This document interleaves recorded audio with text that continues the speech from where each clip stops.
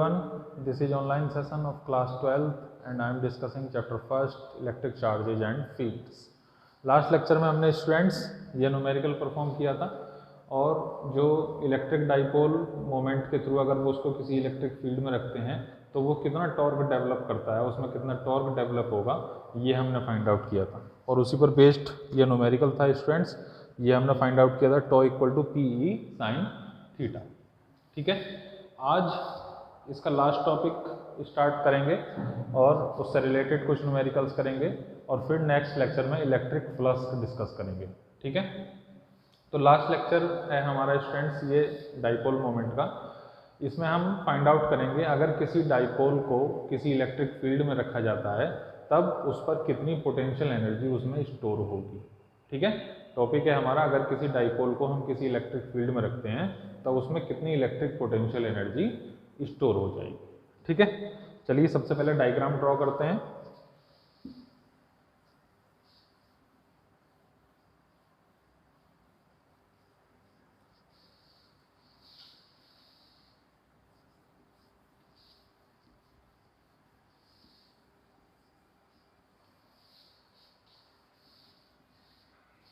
Write down heading potential energy of a dipole, potential energy of a dipole placed in an external electric field, external electric field. जो last derivation किया था हमने torque उसमें find out किया था, उसी से रिलेटेड है काफ़ी हद तक। दोबारा वही डायग्राम में ड्रॉ करूंगा। एक यूनिफॉर्म इलेक्ट्रिक फील्ड बना लिया मैंने,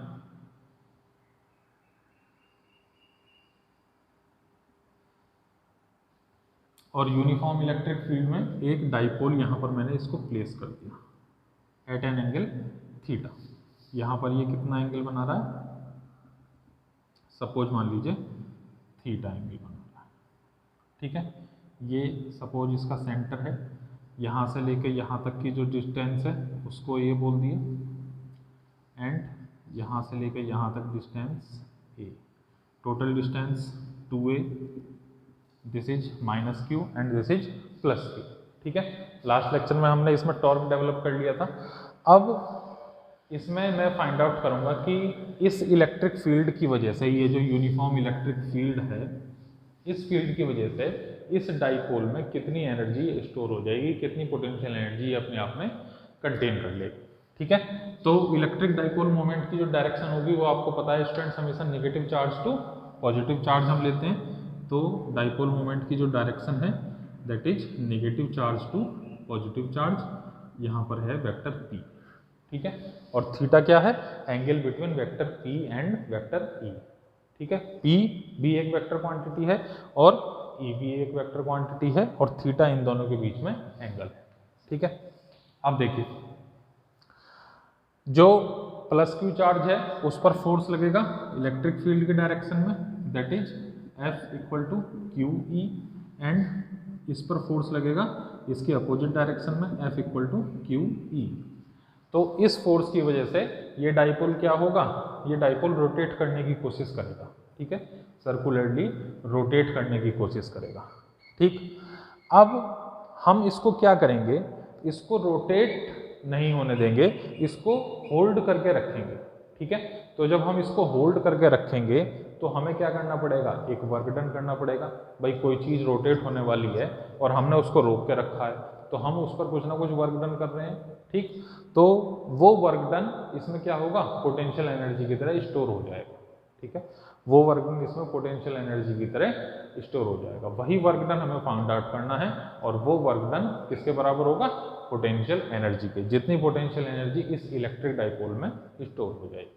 ठीक है, समझ में आ गया हमें क्या करना है। चलिए, तो वर्क डन सबसे पहले इसमें कैलकुलेट करते हैं। नेट फोर्स इसका 0 होगा, net force on the dipole is 0।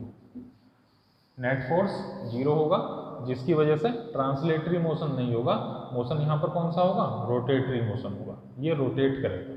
ठीक, तो रोटेट जब करेगा तो यहाँ पर यानी कि टॉर्क हम फाइंड आउट करेंगे, और टॉर्क क्या होता है एक्चुअल में, टॉर्क होता है force into perpendicular distance, force into perpendicular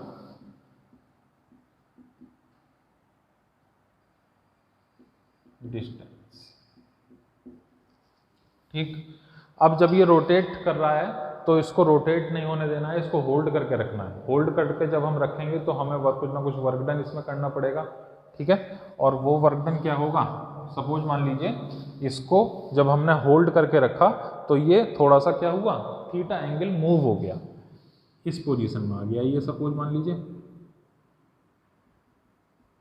ठीक, तो ये जो है हमारा, ये बहुत ही छोटा सा एंगल है डी थीटा। ठीक है, एक बहुत ही छोटा सा एंगल डी थीटा। अब वर्क डन, इसको जब थीटा बहुत स्मॉल है तो स्मॉल वर्क डन हमने किया, डी डब्ल्यू इक्वल टू क्या होगा, torque into angular displacement. Angular displacement कितना है, D theta. Work done into torque into D theta, it means angular displacement. अब अगर सपोज मान लीजिए इसको मैं थीटा 1 मान लेता हूं और इसको मैं थीटा 2 मान लेता हूं,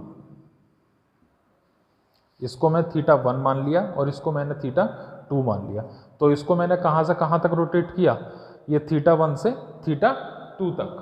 ठीक है, इसको अगर मान लीजिए थीटा 1 बोल दिया और इसको मैंने थोड़ा सा हल्का सा रोटेट किया थीटा 2 तक। ठीक है, तो ये डाइपोल कहां से कहां तक रोटेट हुआ, थीटा 1 से थीटा 2 तक। तो finally we get D W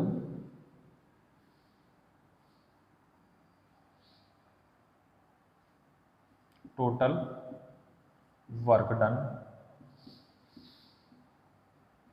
from rotating theta 1 to theta 2, W equal to integration theta 1 to theta 2 D W. Value put कर दीजिए, W equal to integration theta 1 to theta 2 tau into D theta. Tau की value last derivation में हमने find out की थी, theta 1 to theta 2 P E sine theta into D theta, P E sine theta into D theta. जो constant है उसको बाहर निकाल लीजिए। देखिए पी ई भी यहाँ पे कांस्टेंट है, लेकिन थीटा, जब थीटा चेंज होगा तो टॉ की वैल्यू चेंज हो जाएगी। क्यों, क्योंकि यहाँ पर जो टॉ है वो थीटा पर डिपेंड कर रहा है। ठीक, तो जब यहाँ पर थीटा चेंज होगा तब वर्क डन की वैल्यू चेंज हो जाएगी, और जो एंगुलर डिस्प्लेसमेंट है अगर वो चेंज हो रहा है तो यहाँ पर टॉ की वैल्यू भी चेंज हो जाएगी। तो यहाँ पर ये चीज़ वेरिएबल है, कांस्टेंट वैल्यू बाहर निकालेंगे, theta 1 to theta 2 sine theta into D theta. ठीक है, साइन थीटा का इंटीग्रेशन पता है आपको, क्लास 11th में आपने सीखा होगा, साइन थीटा का इंटीग्रेशन माइनस कॉस थीटा। इसको इरेज कर दें, कॉपी करना चाहे तो कॉपी कर लीजिए इसको। डन, चलिए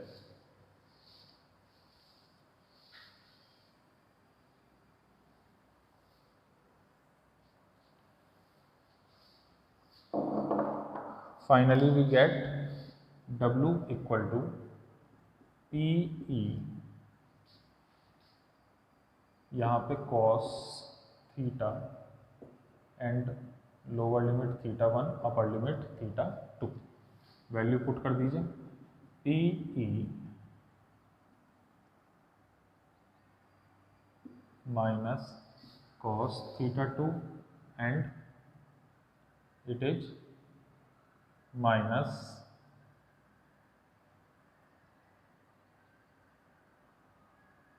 minus cos theta.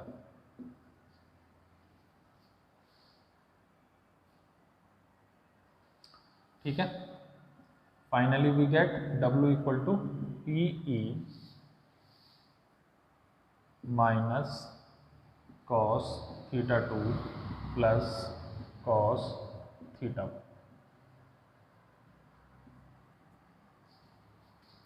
PE equal to minus cos theta 1 theta 2 plus cos theta 1।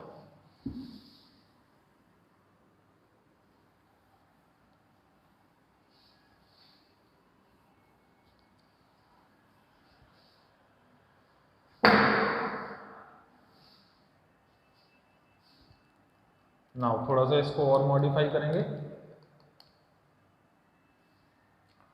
ये जो वर्क डन है ये कितना हो जाएगा, पोटेंशियल एनर्जी के इक्वल हो जाएगा। ठीक है, देखिए यहाँ पर दो वैल्यू है थीटा की, थीटा 2 एंड थीटा 1। तो जो पोटेंशियल एनर्जी होगी वो भी हमारे पास दो होंगी, फाइनल पोटेंशियल एनर्जी और इनिशियल पोटेंशियल एनर्जी। तो हम यहाँ पर लिख सकते हैं W equal to final potential energy यानी कि U2 minus U1 equal to PE minus cos theta 2 plus cos theta 1।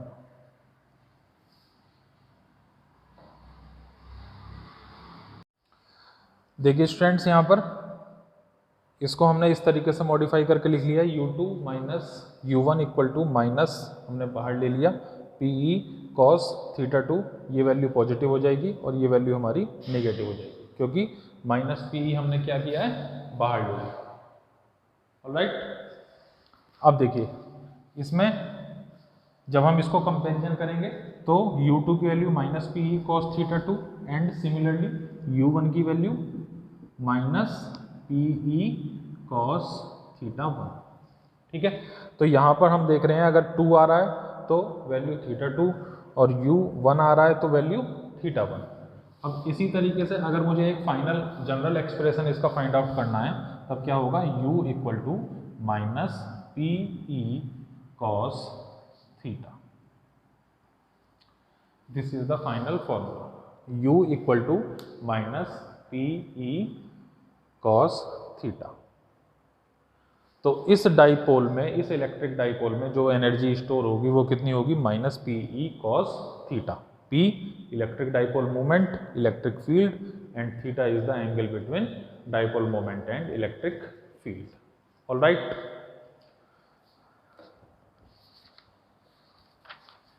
Copy कर लीजिए इसको, इसके बाद न्यूमेरिकल्स डिस्कस करते हैं इसके।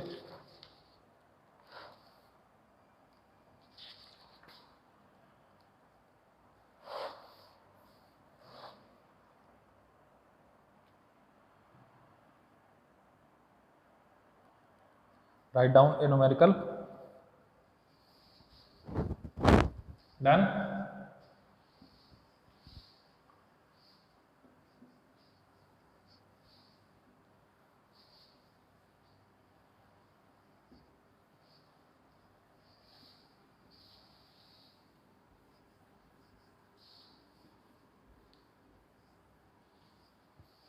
देखिए स्टूडेंट्स, न्यूमेरिकल लिखिए। An electric dipole of movement, question number 1, an electric dipole of movement, an electric dipole of movement 5 into 10 to the power minus 8, 5 into 10 to the power minus 8 coulomb metre is aligned in a uniform electric field, is aligned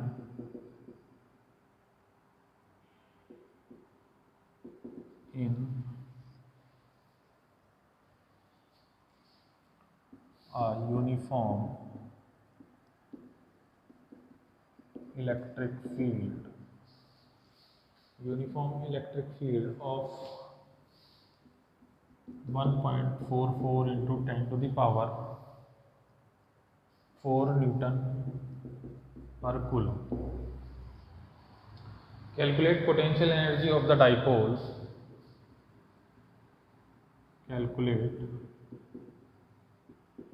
potential energy of the dipole. Calculate potential energy of the dipole to hold the dipole at the dipole at 60 degree with the direction of electric field. With the direction of electric field. ठीक है students, video pause कर दीजिए, question note करके video pause कर दीजिए और अपने आप से सॉल्व करिए इसको। जब आपका आंसर आ जाएगा तब मैच करके देख लेंगे। इलेक्ट्रिक डाइपोल ऑफ मोमेंट यानी कि P की वैल्यू हमें दी हुई है 5 × 10⁻⁸ coulomb metre.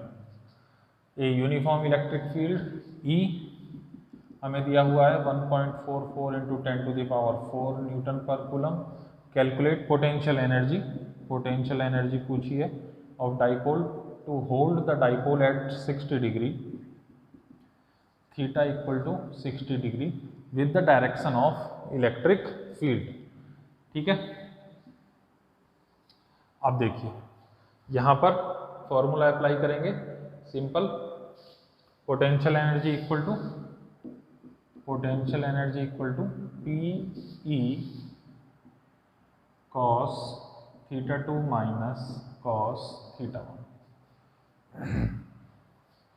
cos θ2 minus cos θ1।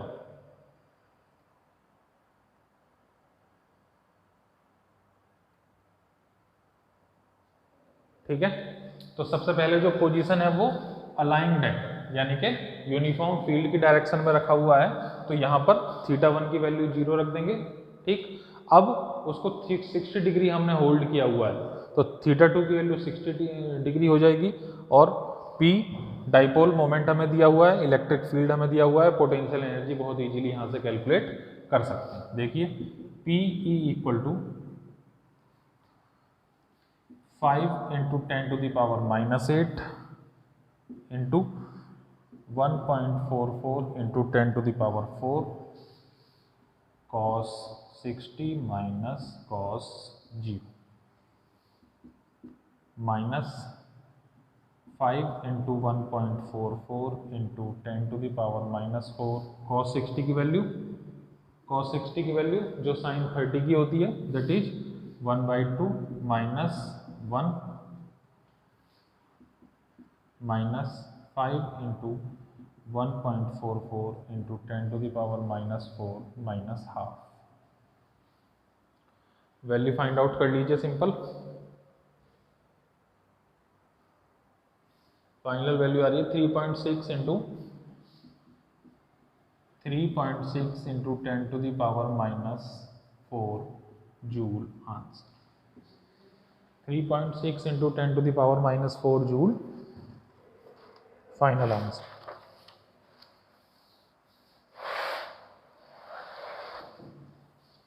Done.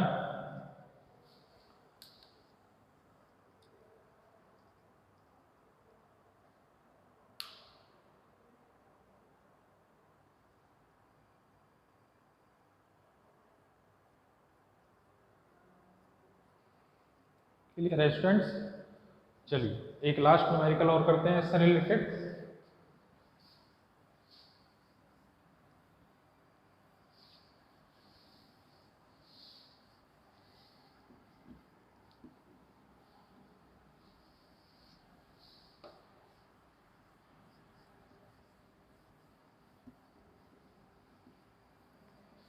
Write down an electric dipole of length 4 cm. Question 2, an electric dipole of length 4 cm when placed with its axis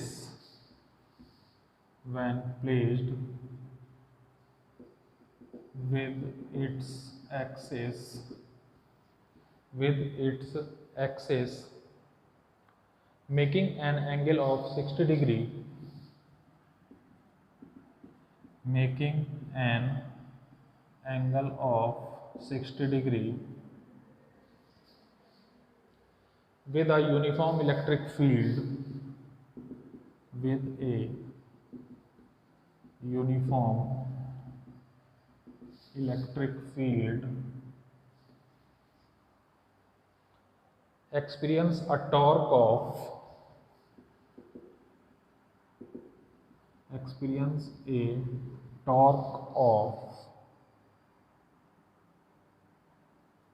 torque of 4√3 Newton meter. Calculate the potential energy.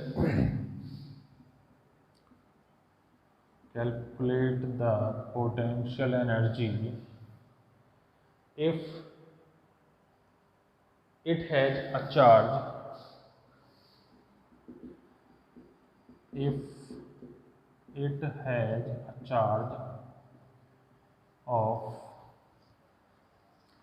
±8 nanocoulomb. Solution. Video pause कर दीजिए. जो students अपने आप solve करना चाहते हैं solve इसको करिए, बाद में इसको आंसर मैच कर लेना.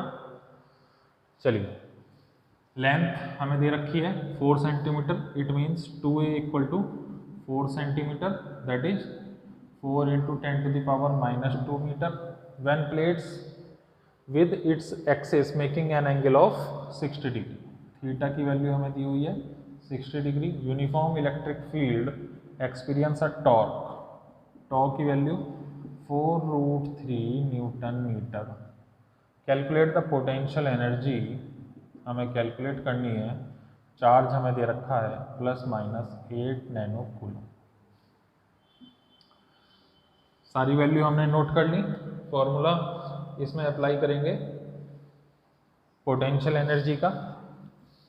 पोटेंशियल एनर्जी और U equal to PE cos theta. PE cos theta. ठीक है. U equal to minus P as it is रहने दीजिए. E की वैल्यू हम कहाँ से फाइंड आउट करेंगे स्टूडेंट्स? ये भी हम टॉ के फॉर्मूले से फाइंड आउट करेंगे. Tau equal to PE sine theta होता है. E इक्वल टू क्या हो जाएगा? Tau upon P sine theta. ये वैल्यू पुट कर देंगे यहाँ पर. Tau upon P sine theta into cos theta. P से P cancel out. U equal to minus tau cot theta. ठीक है, सिंपल है, बहुत ज़्यादा टिपिकल नहीं है. जो वैल्यू दी हुई है वो पुट कर देंगे. माइनस टॉ हमें कितना दिया हुआ है? 4√3 एंड कॉस थीटा 60 डिग्री. ठीक है. कॉट 60 की वैल्यू जो tan 30 की वैल्यू होती है, इट मीन्स 1/√3. तो finally we get tau equal to -4√3 into 1/√3 cos 60 equal to 1/√3. ठीक है. √3 से √3 cancel. U equal to -4 joule. Answer U equal to -4 joule. Answer.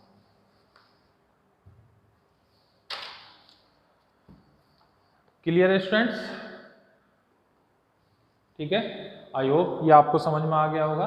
Dipole से related questions, electrical potential energy जिसमें store हमने की थी. अब next lecture electric flux discuss करेंगे और जो मोस्ट इंपोर्टेंट थ्योरम है गॉस थ्योरम वो डिस्कस करेंगे नेक्स्ट लेक्चर में. ठीक है. ये सब आप अच्छे से एक बार रिवाइज करना, न्यूमेरिकल्स करके देखना. इससे कोई भी रिलेटेड क्वेरी हो तो आप पूछ सकते हैं. ठीक है students. Thank you, have a good day.